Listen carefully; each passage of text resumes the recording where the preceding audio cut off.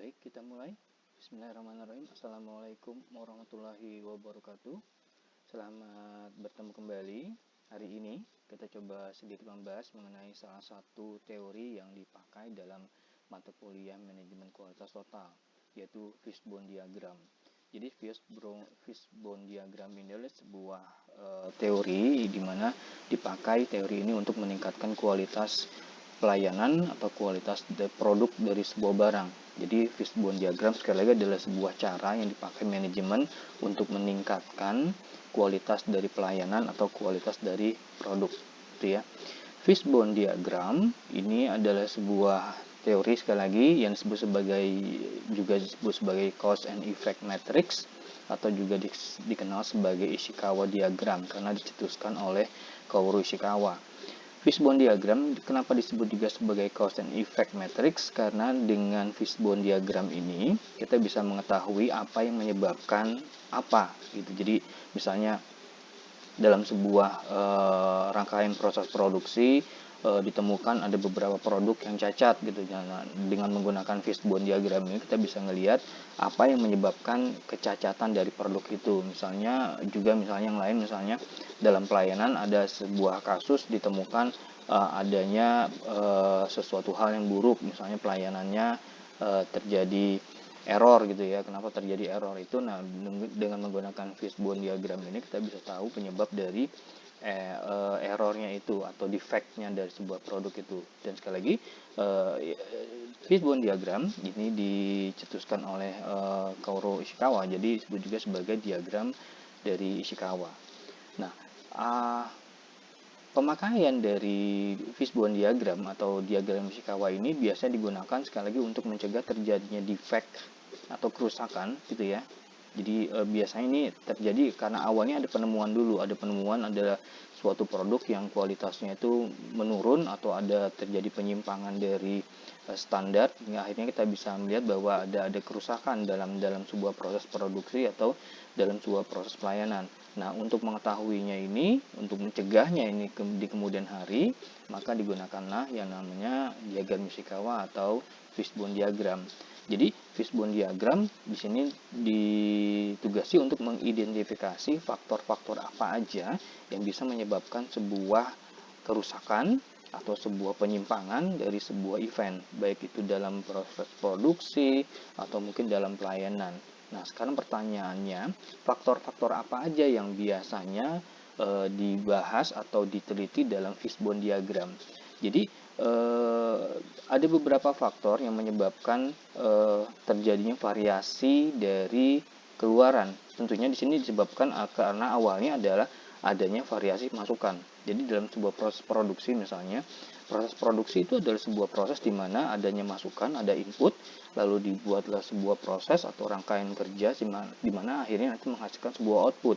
Nah, bila outputnya ini terjadi masalah, bisa terjadi karena ada proses produksinya yang terjadi penyimpangan atau mungkin bahan bakunya atau juga masukannya yang perlu diteliti. Nah, fishbone diagram ini sekali lagi untuk mengetahui potensi apa yang mungkin terjadi dari faktor-faktor itu, karena faktor-faktor itu bisa menyebabkan terjadinya kecacatan dari sebuah produk atau adanya masalah dalam pelayanan. Nah, pertanyaannya sekali lagi, balik lagi yang seperti ditanyakan, faktornya apa aja? Di sini ada beberapa faktor yang mempengaruhi kualitas dari sebuah barang. Menurut fishbone diagram ada 5M dan 1E. Jadi ada 6 elemen atau 6 faktor masukan yang menyebabkan bisa terjadinya sebuah defect atau terjadinya sebuah penyimpangan atau terjadi kerusakan. Yang pertama adalah mesin atau mesin gitu ya. Yang kedua adalah manusia atau man, lalu yang ketiga adalah metode atau metodenya, lalu yang berikutnya adalah material atau bahan baku atau bahan awal dari sebuah proses produksi, lalu measurement atau pengukuran gitu, dan environment atau lingkungan. Nah, 6 ini adalah 6 faktor yang membuat sebuah proses produksi itu mengalami gangguan gitu ya. Bisa terjadi karena gangguannya misalnya karena mesinnya mati gitu ya, atau mesinnya mengalami kegagalan dalam proses pencetakan misalnya, kalau misalnya kita ngomongin produk sepatu atau segala macam gitu ya, atau mungkin manusianya terjadi kemalasan atau ada demo atau terjadi demotivasi atau mungkin terjadinya kelalaian sehingga akhirnya terjadinya kecelakaan dan seterusnya. Lalu berikutnya adalah adanya metode yang baru mungkin sehingga akhirnya terjadi penggunaan metode yang belum di tes dulu gitu. Jadi akhirnya manajemen menggunakan metode baru tanpa terjadinya diawali dengan adanya proses pengecekan tes dan seterusnya sehingga akhirnya terjadi penyimpangan dalam proses atau metodenya. Lalu berikutnya adalah material. Misalnya material ini banyak macam ya. Misalnya material menjadi penurunan kualitas misalnya terjadi karena proses penyimpanannya yang kurang baik atau segala macam gitu ya. Lalu mungkin juga measurementnya atau pengukurannya yang belum terstandarisasi, misalnya belum menggunakan SNI atau menggunakan ISO gitu ya, atau mungkin environment atau lingkungan gitu. Jadi saya pernah melihat sebuah video di YouTube bahwa yang namanya lingkungan dalam bisnis, khususnya waktu itu saya nonton tentang ternakan ayam gitu ya, bagaimana proses ternak ayam dan hubungannya dengan bahan pangan mereka. Rupanya environment atau lingkungan ini mempengaruhi berapa jumlah konsumsi dari makanan ternaknya gitu. Misalnya dalam ternak ayam yang dilakukan di pesisir gitu ya, atau dataran rendah, itu berbeda dengan yang di dataran tinggi jumlahnya, sehingga akhirnya mempengaruhi biaya produksi dan seterusnya. Jadi ini beberapa faktor. Jadi faktornya yang dibahas dalam fishbone diagram ada 6, yaitu 5M dan 1E. Nah, sekarang gimana bentuknya dari yang namanya fishbone diagram? Sebenarnya fishbone diagram ini bentuknya seperti ini, walaupun kalau misalnya nanti dicari di Google gitu ya, di Google Image segala macam, atau mungkin di beberapa referensi baik buku atau dari jurnal ilmiah, gambarnya lebih bagus, tapi kira-kira model seperti ini. Yang kita lihat di sini adalah fishbone diagram, di mana ada satu rangkaian, ini garis panjang dari anak panah gitu ya, disebut ujungnya adalah efek. Ini adalah keluarannya gitu ya, efek itu ada keluarannya atau outputnya. Dan dalam proses ini, dalam proses pembuatan sebuah produk atau output ini dipengaruhi, yang tadi saya sampaikan adalah ada 5M dan 1E. Jadi ada environment, method, material, manpower, machine, dan measurement. Nah, ke-6 ini memberikan pengaruh, memberikan kontribusi dalam proses produksi sehingga akhirnya terjadi adanya output atau barang baru gitu ya.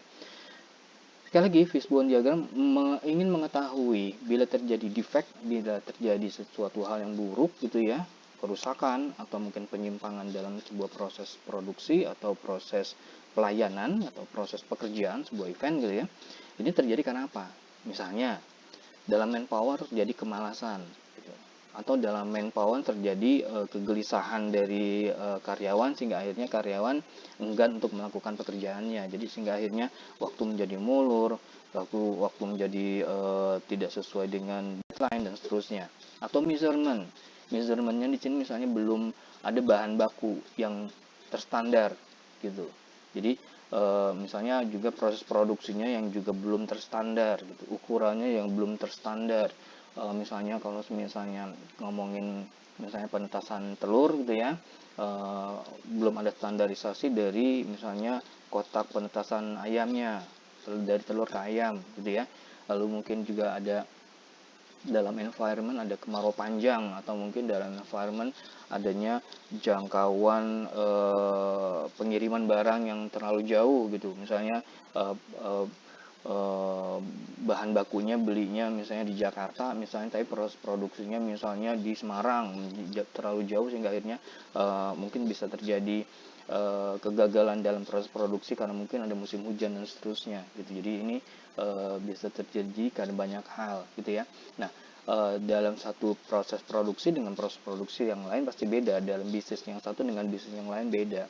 Kalau dalam agribisnis misalnya, yang paling banyak mempengaruhi misalnya environment gitu, misalnya kayak gitu. Atau mungkin dalam proses pembuatan barang-barang canggih mungkin yang menjadi masalah adalah pada measurementnya atau mungkin pada metodenya segala macam. Jadi ini sekali lagi, segala hal atau beberapa faktor yang bisa mempengaruhi dari terjadinya defect dalam sebuah produk itu ya. Ada 5M dan 1E gitu. Nah, berikutnya dalam perkembangannya, dalam sejarah gitu ya, dalam proses dipakainya fishbone diagram, sejarah yang paling mengemuka dan yang paling terkenal adalah dipakainya proses atau diagram Ishikawa ini atau fishbone diagram ini pada perusahaan otomotif di Jepang, yaitu pada Mazda Motor. Jadi Mazda Motor menggunakan konsep ini dalam mengembangkan mobil sport Miata. Jadi ada mobil sport namanya Miata gitu. Jadi dia 2 pintu, mobil dengan kecepatan dan kemungkinan banyak digunakan juga di luar, tapi di Indonesia mungkin masih sangat sedikit mobil Miata digunakan. Tapi yang jelas mobil Miata dikembangkan di Mazda Motors itu dengan menggunakan konsep Ishikawa, diagram Ishikawa atau fishbone diagram. Jadi Mazda mencoba untuk mengetahui bagaimana mobil yang paling bagus, bagaimana mobil yang paling ideal, bagaimana apa yang dibutuhkan oleh pengendaranya, lalu sehingga akhirnya terjadi aerodinamika yang cukup bagus, atau mungkin terjadinya pergantian transmisi yang cukup smooth dan sebagainya, sehingga akhirnya terjadilah lahir konsep yang namanya Jinba Itai, yaitu sebuah konsep di mana Mazda melihat bahwa mobil ini adalah mobil yang paling ideal untuk dikendalikan, gitu ya. Sehingga akhirnya tadi konsepnya Jinba Itai ini artinya kuda dan penunggangnya dalam satu kesatuan gitu. Jadinya apa yang diinginkan oleh sebuah berkendara gitu ya, misalnya saya membawa mobil, kira-kira saya perlunya seperti apa sih mobil dengan sensitivitas setir segala macam. Jadi ini adalah konsep di mana mencoba untuk membuat sebuah hasil yang cukup baik dalam sebuah produk otomotif gitu ya.